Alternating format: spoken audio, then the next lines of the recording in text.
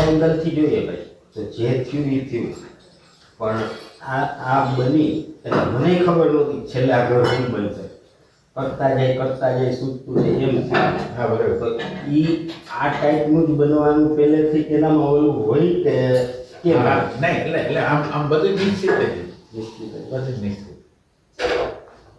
આ મૂડી ધારો કે અહીંયા આવ્યું એ ખરેખર તો મેં મારી માટે કર્યું હતું, લાવ્યો હતો, પણ મારા ઘરમાં ક્યાંય જગ્યા જ નહોતી અને અહીંયા એની સ્પેશિયલ તમે વિચાર કરો કે એક આપણે ત્રિકોણ બાગ અગર એક પડે અને એનું મેગ્નેટિઝમ ખેંચાઈને અહીંયા લગીને પહોંચે, એ તો એક અભૂતપૂર્વ તમે વિચાર કરો. અને ત્યારે કોઈને વિચાર આવે કે ઓલા ભાઈને કામ લાગશે નહીં, એટલે એ ઇમ્પોસિબલ છે એ બધી વસ્તુ છે.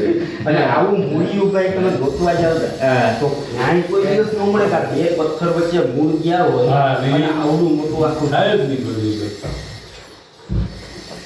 ના એક વસ્તુને બીજી જગ્યાએ જવા માટેનું મેગ્નેટિઝમ કેવું મોટું હશે. ઠેઠ ત્રિકોણ બાગથી ઠેઠ અહીંયા લગીને આવવા દ્વારકા લગીને 200 કિલોમીટરમાં કેવી રીતે? એટલે એની નિયતિ તમે જુઓ કે ક્યાં અહીંથી અહીંયા 200 કિલોમીટરે આવી ગયા. અને કેવા સંજોગોમાં, પણ સામાન્ય સંજોગ ઓલા ભાઈ તમને યાદ આવે તો સમજાય, ઓલા ભાઈને યાદ આવે કે જલ્દી તાત્કાલિક કરો, એ તો એક અલગ ઊભો છું નહીં તો ઉપાય જાય પચામ નાખી દે. ના એટલે આ બધી વસ્તુ અલ્ટિમેટ તો એટલે આપણને એવું લાગે કે આ વસ્તુ માનો કે એક વસ્તુએ ટ્રાવેલ કર્યું હોય, ક્યાંથી ક્યાં લગીનો ટ્રાવેલ કર્યું હોય, એ ટ્રાવેલિંગના મેગ્નેટિઝમ જોઈએ, એ જગ્યા લગીને પહોંચવા માટેનું મેગ્નેટિઝમ જોઈએ.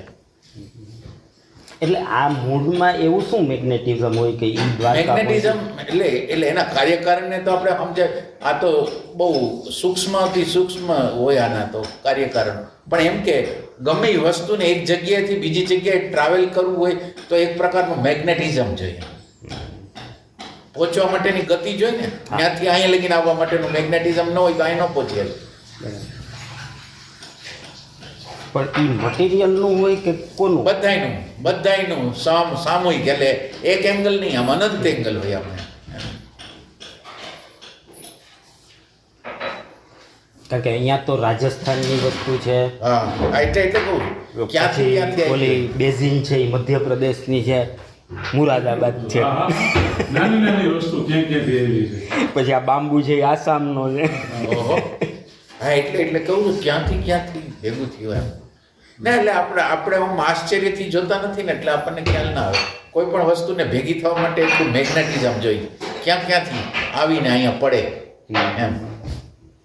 કેવડી બધી વ્યવસ્થા છે ત્યારે ના એટલે આપણી બુદ્ધિ એટલી બધી નાની બુદ્ધિ છે કે એને આ ખબર જ ન પડે કેમ બને છે આ બધી વસ્તુ. અને ધારો કે હું એક માધ્યમ છું, હા પણ મને સુજાડે, હા એટલે એપ્લાય થાય, કારણ કે મને સૂજી ગયું પણ હું એપ્લિકેશન એટલે આપણને ખબર નથી કે ઉજાડવાળો ભગવાન જ છે. આપણે ના એટલે ભગવાનનો અર્થ હું તો ખાલી તમને અત્યારે એટેન્શનની જ વાત કરું છું. એ એટેન્શનની અંદર એવી તાકાત છે કે જે વસ્તુ તમે અંદર વિચાર કર્યો હોય ને એ અંદરથી કાઢી આવે. ક્યાંથી કાઢી આવે, કેવી રીતે? માનો કે તમને અમુક પ્રકારની ડિઝાઇન બનાવી છે, એ તાત્કાલિક તમારી અંદર જ પૂર્ણ થાય કે આવી રીતે મારે બનાવવું છે. તો એ બધી વસ્તુ આમ બનાવી એણે. આપણને એવું લાગે તમારું માધ્યમ ભલે બોડીનું માધ્યમ, પણ કર્યું તો એણે જ. એટલે હું તમને એમ કહું છું ને, જીવંત વસ્તુ એક જ છે, ભગવાન.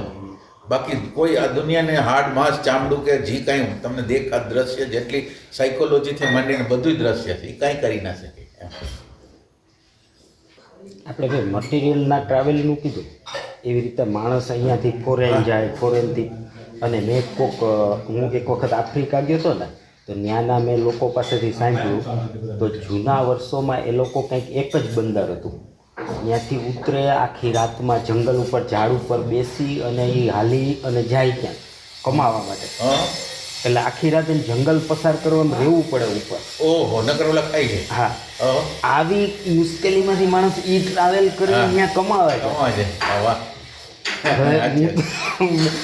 એટલે જીવન કેટલું કઠિન, તમે આમ જો તો કઠિન કેટલું કહેવાય.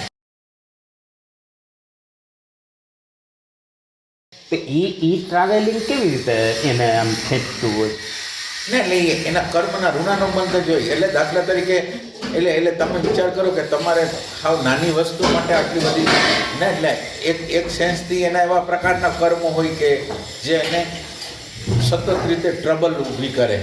મને કે કમાવાનું કે એટલું બધું અઘરું એમ નથી, છતાંય એને અઘરું આટલું બધું બનાવી દીધું. એટલે એના કર્મો હોય ને એ પ્રમાણે એમનો પ્રયાસ કરવો પડે એમ. એના કર્મ કેટલાક લોકો જન્મે ને કરોડપતિમાં જન્મે, તમે વિચાર કરો તો એ રીતે. તો એ આ બિચારાને ક્યાંથી ક્યાં અને ઈએમઆઈ પડ્યા તો ઓનો ખોરાક થઈ જાય. તો એ ટાઈપનો તો એ જ સિવાય આપણા સૂક્ષ્મ શરીરો ક્યાંથી ક્યાં અને એવો કંઈક નિયમ છે આની અંદર, કંઈક એવો નિયમ સાંભળ્યો છે કે તમે જેટલું ટ્રાવેલિંગ કરવું હોય ને, તમારો જન્મ જે જગ્યાએ તમે ટ્રાવેલિંગ કરેલું હોય ને, જેટલો વિસ્તાર વધારે એટલી શક્યતા તમારે એટલા વિસ્તારમાં થઈ જાય જન્મવાની, નવા જન્મ. એટલે તમે જેટલી જગ્યાએ ટ્રાવેલિંગ કર્યું હોય ને, એટલે પછી આપણે ગુજરી જાય પછી એટલો જે વિસ્તારમાં તમે ફરેલા હો ને એ ગમે આ તમારો જન્મ થઈ શકે એ ટાઈપની વસ્તુ કે છે. એટલે ઋણાનું બંધ બની ગયું ને એનું. દુનિયા ફરવી જોઈએ. પણ તાઈ એમ કે છે કે ઇન્ડિયામાં જન્મ લેવો એ બહુ, એટલે ઇન્ડિયાની બહાર બહુ જોઈ. એવું છે. હા, એટલે ઇન્ડિયા તો ઇન્ડિયા છે ખરેખર. ઇન્ડિયાને આમ એ રીતે નહીં, પણ એમ કે આમ જે પ્રકારનું જ્ઞાન છે ને આ ઇન્ડિયાની અંદર, એટલે એક ક્યાંય નથી એવું. તમે ગીતા જેવું અદ્ભુત પુસ્તક તમે આ દુનિયામાં ક્યાંય મળી ના. અને ગીતા નહીં, ગીતા સિવાય સાઉન્ડ ઉપર કામ કર્યું છે, આપણા જ્યોતિષ ઉપર કામ કર્યું છે, ચક્ર ઉપર કામ કર્યું છે, પછી આપણે જે સમજ એટલે સાંખ્ય શાસ્ત્ર એના ઉપર કામ કર્યું છે, બધી વસ્તુ. એટલે ઘણા ઉપર એને કામ કર્યું છે. એક વસ્તુ ડિટેલથી બધી વસ્તુનું એમ. સ્ટ્રેન એટલે બીજા લોકો હુમલા કરે પણ પોતે કોઈ દી હુમલા ન કરી શકે. એટલે આટલા વર્ષમાં તમે આટલા હજારો વર્ષો થયા એમાં કોઈ જગ્યાએ એને કોઈને કન્વર્ટ કર્યા હોય, કોઈ જગ્યાએ હુમલો કર્યો હોય તમને ક્યાંય ઇન્ડિયાના ઇતિહાસમાં ક્યાંય તમને. એટલે લેડીઝ એટલે સ્ત્રૈણ કલ્ચર છે. એટલે કોઈ ઉપર એ હુમલો કરે તો જો રક્ષણ કરવું તો કરે ને કરે, એવા ટાઈપના હોય. આપણે આપણો વિસ્તાર વધાર્યો ક્યારે જોયું ના, સેજે નહીં. આપણા વિસ્તાર ગયા છે. આપણું આખું એશિયા, તમે સમજો ને, એશિયા આખું આપણું જ હતું. બરોબર છે.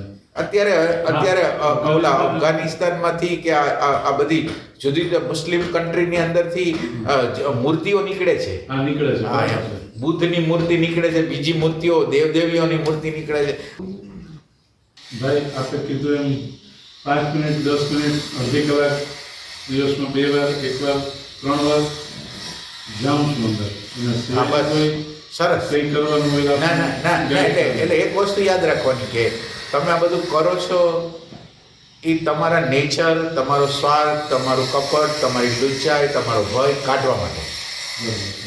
એટલે તમે ગમે ભજન કરો પણ તમારી અગર ખ્યાલ નહીં હોય કે શું કરવાનું, તો આપણો સ્વાર્થ જ્યાં લાગતો હોય કે આપણે અહીંયા સ્વાર્થ કરી છે ત્યાં ઓછું એટલે કટ ઓફ કરતો થતું જવાનું. પછી ભય હોય તો ભય ઉપર કામ કરવાનું, દ્વેષ હોય તો દ્વેષ ઉપર કામ કરવાનું. એટલે આપણે આ ભજન કરી છીએ એનો હેતુ આપણે આખા ચોખ્ખા થઈ જાય, સ્વાર્થના કેન્દ્રમાંથી બહાર નીકળી જાય, એના માટે કરી. એ વાત ધ્યાન રાખો. અને સ્વાર્થનું કેન્દ્ર વયું ગયું તો તમે પ્રેમ કયો, ભગવાન કયો, તો એમાં જ તમારી એન્ટ્રી થઈ જશે. અને તમે એમ સમજો કે તમારા ઘરમાં તમારો બાબો છે તો તમે એની જવાબદારી તમારી છે કે નહીં? એટલે જે લોકો પોતાના ઉપર બોજો નથી, એટલે અહંકાર જેને નથી એનો બોજો બીજા લોકો લે છે. નાના બાળકો હોય કે ડિસેબલ કોઈ વ્યક્તિ હોય તો એની જવાબદારી કોણ લે છે? બીજા. એની આગળ અહંકાર નથી, સ્થૂલ રીતે અહંકાર. તો ભગવાનના રાજ્યમાં એવું જ છે કે તમે અંદરથી અહંકાર નહીં રાખો ને તો ભગવાનની જવાબદારી છે. જે જવાબદારી છે, તમે માનો કે તમારી ચિંતા તમે નહીં કરો તો તમારી ચિંતા બીજા 10-15 જણા કરશે ભગવાનના રૂપમાં. એટલે એનો સેન્સ છે. એટલે તમે જેટલા અંશમાં હું કરીશ તો થશે એમ નહીં, એની મેળે જ થશે. એ ટાઈપનું.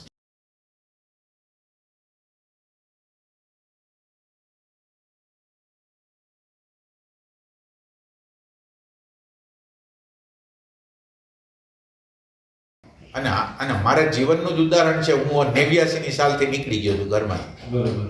આ 89 2025ની સાલ આવી છે. 2025 લગી મને કાંઈ વાંધો નથી આવ્યો. મેં કાંઈ કમાણો નથી કાંઈ. અને આપણો આશ્રમ તો એવો છે કોઈને કોઈને કહેવાનું નહીં કે તમે કંઈ આમ કરો ને તેમ કરો ને એવું કાંઈ નહીં. એ ભગવાનનું મૃત્યુ જેવું લાગે. જો કોઈ આગળ આપણે માગીને તો ભગવાનનું મૃત્યુ આપણને લાગે કે તો ભગવાન નથી એમ થાય. એવી રીતે આપણે જીવન જીવા છે એમ કે છતાં ભગવાને ક્યારેય કરતા ક્યારેય અમાપ રીતે આપ્યું છે.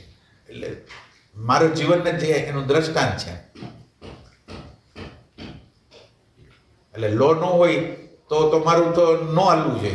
જો ભગવાનનો લો ન હોય તો ન હાલવું જોઈએ, પણ હાલે છે એટલે તમારા કરતા સારી રીતે હાલતું હોય મારું. ખરેખર એટલે મારે કોઈ ચિંતાય નહીં, મારે કોઈ એને વિચાર નહીં કરવાનો, કાંઈ કરતા કાંઈ નહીં કરવાનું. બધી વસ્તુ એની રીતે પૂરી પડે. તો હવે મારા જીવનનું પૂરું પડતું હોય તો તમારું તો પૂરું પડે ને.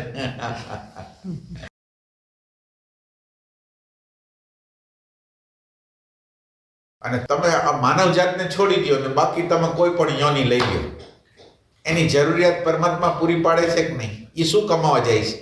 આપણા ખાલી માનવ સિવાયની બધી જ યોની લઈ લે, કોણ કમાવા જાય? કોઈ નહીં. અને છતાં હાલે છે. તો હવે તમે વિચાર કરો તો માનવ કેવો મૂર્ખ માણસ છે કે આટલી યોનીઓ હાલે છે અને મારું નહીં હાલે.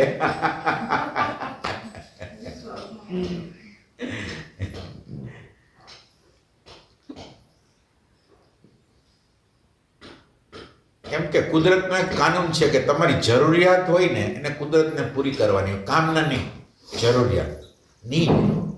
જે નીડ છે ને એ કુદરતે પૂરી કરવી જ પડે, એ ટાઈપની વસ્તુ છે. એટલે તમને અંદરથી તમને એવું જ્ઞાન રહેવું જોઈએ કે મારી નીડ તો ભગવાન પૂરી કરશે જ. ખાવું પીવું જે સામાન્ય જે નેચરલ વસ્તુ છે એ તો પૂરી કરવાની જ છે. તો પછી શું અંદર. અને પોઝિટિવ તમે જેટલો તમારો વિચાર છે ને કાલે પરિણામ લઈ આવે. કોઈ પણ માનવ જાતની અંદર કોઈ પણ જે વિચાર રહેલો છે ને એ કાળે કરીને પરિણામ લઈ આવે ને લઈ આવે. એટલી વસ્તુ યાદ રાખો. એટલે હવે તમે જો નેગેટિવ થોટ કરશો તો તમે નેગેટિવ વસ્તુ, પરિસ્થિતિ, ઘટના, વ્યક્તિને બોલાવો છો. એટલે હંમેશા પોઝિટિવ તમે થિંકિંગ કરો ને તો એ વસ્તુ તમારા તરફ આકર્ષિત થશે. ભાઈ નાની વાત પૂછું છું. લગભગ જ્યારે હું તમને મળ્યો છું ને ત્યારે તમે મારી પાસે આ વાત કરી કે તમે પોઝિટિવ વિચાર કર્યો. મારામાં નેગેટિવ થોટ પ્રોસેસ છે. હા, તમારી અંદર તો નેગેટિવિટી તીવ્ર છે કે ખરેખર તમારી અંદર એ પ્રસંગ બની જાય. તમે જ્યારે મારી આગળ રાજકોટ હમણાં આવ્યા ને ત્યારે તમારી અંદર તીવ્ર રીતે વિચાર કે ક્યાંક વચ્ચે માનો કે આ બધી મૂડી રોકી છે બધું, પણ કાલે કંઈક થઈ જાય તો એ વિચાર તમારી અંદર તીવ્ર છે. બરોબર. એટલે એ વિચાર નથી કરવાનો. આટલું હોવા છતાં હવે તમે વિચાર કરીને બોલાવો છો. એટલે તમે એ વિચાર ન કરો કે હવે તો ભગવાન હલાવશે જ, આટલું છે પછી શું છે એમ. એટલે એ વિચાર જોયો એટલે તો મેં તમને કીધું એમ તમારી અંદર. અને બહુ ડેન્જર વિચાર છે એ વિચાર એટલો ડેન્જર છે કે એ વસ્તુ કરીને બતાવે પછી. વિચારની તાકાત તો અદ્ભુત છે. એટલે એ વિચાર નહીં કરવાનો, એ ટાઈપનો વિચાર કરો પોઝિટિવ. એના કરતાં તમે એવી કલ્પના કરો કે હું હજી મારી આગળ છે એના કરતાં વધારે કરોડપતિ થાઉં છું, મારી આગળ ઘણા બીજા આવે છે, જાય છે એમ નહીં, આવે છે.